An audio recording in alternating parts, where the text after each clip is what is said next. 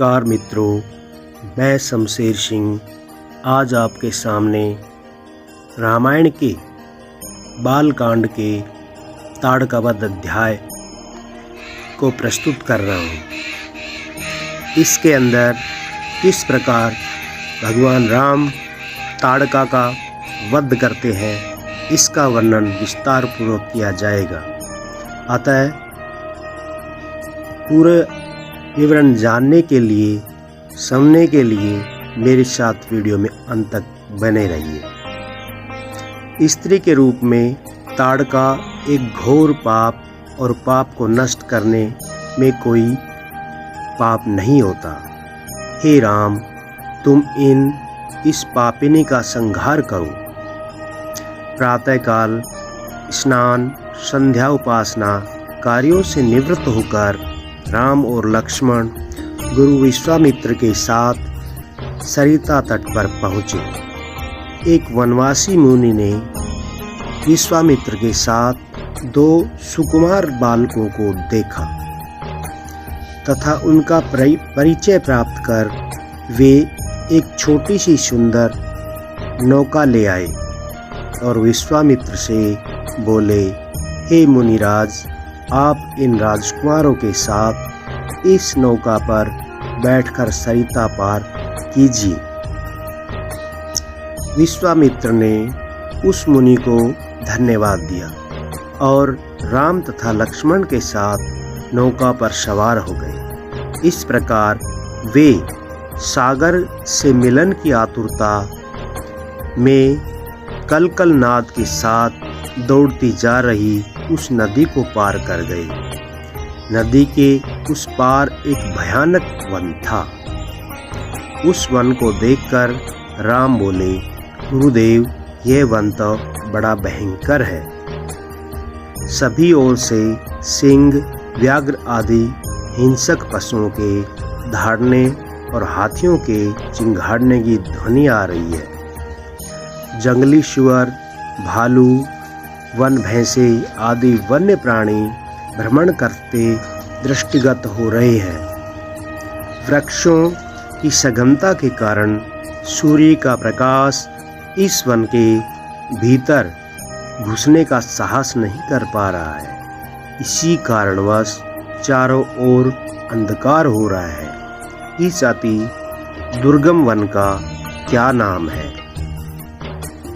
राम के इस प्रश्न का उत्तर विश्वामित्र ने इस प्रकार दिया, हे राघव, पूर्व काल में इस स्थान में वन न होकर मलदा और करूप नाम के 2 बड़े समृद्ध राज्य हुआ करते थे।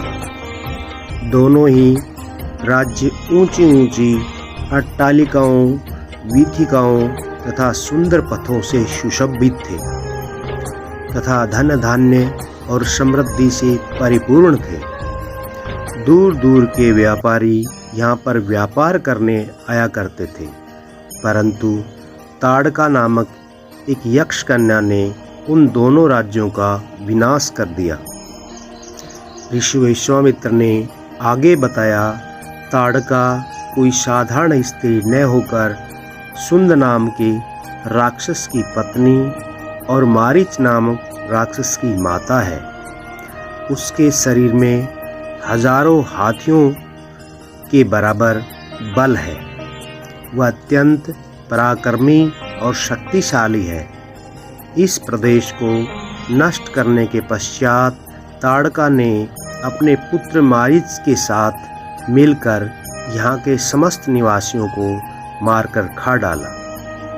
अब उनके भय से यहाँ 2-2 कोस दूर तक किसी मनुष्य की परछाई भी नहीं दिखाई देती। भूलवश यदि कोई यहाँ आ भी जाए तो जीवित नहीं लौट पाता। उसी ताड़का का संहार करने के लिए ही मैं तुम्हें यहाँ लाया हूँ।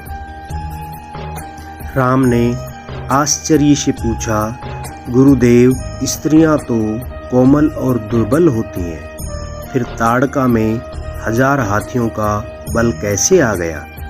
ऐसा प्रतीत होता है कि अवश्य ही कुछ रहस्य है।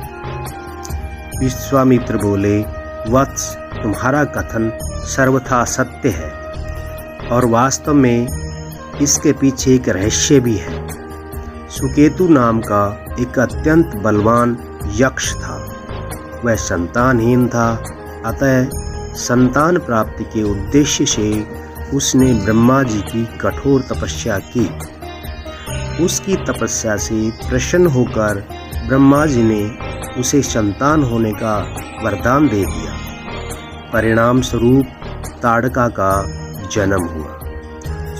सुकेतु के द्वारा ताड़का के अत्यंत बली होने का वर मांगने पर बलि ने ब्रह्मा जी ने उसके शरीर में 1000 हाथियों का बल दे दिया। विवाह योग्य आयु होने पर सुकेतु ने ताड़का का विवाह सुंद नामक राक्षस से कर दिया और उससे मारीच का जन्म हुआ।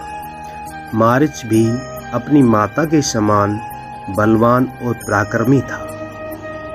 वह सुंद राक्षस का पुत्र होकर भी स्वयं राक्षस नहीं था, किंतु बाल्यकाल में वह बहुत उपद्रवी था। ऋषि मुनियों का अकारण कष्ट दिया करता था। उससे उसके उपद्रवों से त्रस्त होकर एक दिन अगस्त्य मुनि ने उसे राक्षस हो जाने का शाप दे दिया।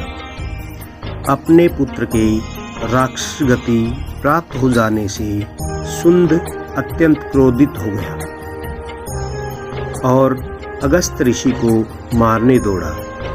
इस पर अगस्त्य ऋषि ने शाप देकर सुंद को तत्काल भस्म कर दिया। अपने पति की मृत्यु का बदला लेने के लिए ताड़का भी अगस्त्य ऋषि पर झपटी। इस पर अगस्त्य ऋषि ने शाप देकर ताड़का के सौंदर्य को नष्ट कर दिया और वह अत्यंत कुरूप हो गई। उसकी कुरूपता को देखकर और अपने पति की मृत्यु का बदला लेने के लिए ताड़का ने अगस्त्य मुनि के आश्रम को नष्ट करने का संकल्प लिया। अतः हे राम, मैं तुम्हें आज्ञा देता हूँ कि तुम ताड़का का वध करो। तुम्हारे अतिरिक्त इसका वध कोई भी नहीं कर सकता। अपने मन से यह विचार निकाल दो कि यह स्त्री है और स्त्री का वध मैं कैसे करूं। स्त्री के रूप में यह एक घोर पाप है और पाप को नष्ट करने में कोई पाप नहीं होता। समस्त संशय को त्याग कर मेरी आज्ञा से तुम इस पापिनी का संहार कर दो। राम ने कहा, गुरुदेव, आपकी आज्ञा मुझे शिरोधार्य है। समस्त मानवों के कल्याण के लिए मैं अवश्य ही ताड़का का वध करूंगा। इतना कहकर राम ने अपने धनुष का पर बाण रख दिया। उसकी प्रत्यंचा को कान तक खींचकर भयंकर टंकार किया।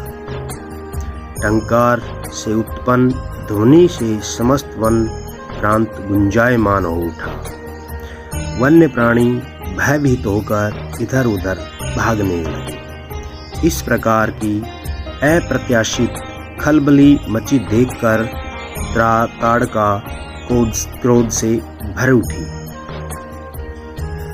धनुष ताने राम को देखते ही इस विचार से कि कोई अपरिचित कुमार उसके साम्राज्य पर आधिपत्य करने आया है, वह तीव्र गति से उन पर झपटी। ताड़का को अपनी ओर आते देख राम ने लक्ष्मण से कहा, हे सौमित्र, ताड़क के वृक्ष जैसी विशाल और विकराल मुख वाली इस राक्षसी का शरीर कितना कुरूप है। इसकी मुख मुद्रा देखकर ये प्रतीत होता है कि ये बड़ी हिंसक है और निरीह प्राणियों की हत्या करके उसका रक्तपान करने से मैं इसे बहुत बड़ा आनंद आता होगा। तुम एक तरफ सावधान होकर खड़े हो जाओ और देखो कि इसे मैं अभी यमलोक भेजता हूँ।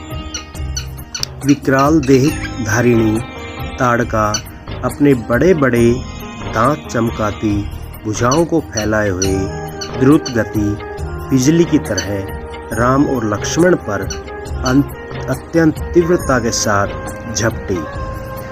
राम इस भयंकर आक्रमण के लिए पहले से ही तत्पर थे। उन्होंने तीक्ष्ण बाण चलाकर उसके हृदय को छलनी कर दिया। उसके वक्षस्थल से गरम गरम रक्त की धारा प्रवाहित हो उठी। वह आक्रमण करने के लिए पुनः टूट पड़े। इससे पूर्व ही राम ने एक और बाण चला दिया जो सीधे उससे वक्षस्थल में जाकर लगा। वह पीड़ा से चीखती हुई चक्कर खाकर भूमि पर गिर पड़ी और अगले ही क्षण उसके प्राण पखेरु उड़ गए। राम के इस रण कौशल और ताड़का की मृत्यु से ऋषि विश्वामित्र अत्यंत प्रसन्न हुए। उनके मुख से रामचंद्र के लिए आशीर्वचन निकलने लगे। गुरु की आज्ञा से वहीं पर सभी ने रात्रि व्यतीत किया। प्रातःकाल होते उन्होंने देखा कि ताड़का के आतंक से मुक्ति पा जाने कारण उस वन की भयंकरता और विकरालता समाप्त हो चुकी है। कुछ समय तक उस वन की शोभा निहारने के उपरांत स्नान पूजन से निवृत्त होकर वे महर्षि विश्वामित्र की आश्रम की ओर चल पड़े। तो इस प्रकार ताड़कावध नामक ये अध्याय आज हम समाप्त करते हैं। अतः वीडियो अच्छा लगा तो इसे लाइक कीजिए एवं चैनल को सब्सक्राइब अवश्य कीजिए, क्योंकि आपके प्यार से मुझे मोटिवेशन मिलता है, उत्साह मिलता है और मैं आपके लिए इसी तरह की वीडियो लेकर आता हूँ। धन्यवाद।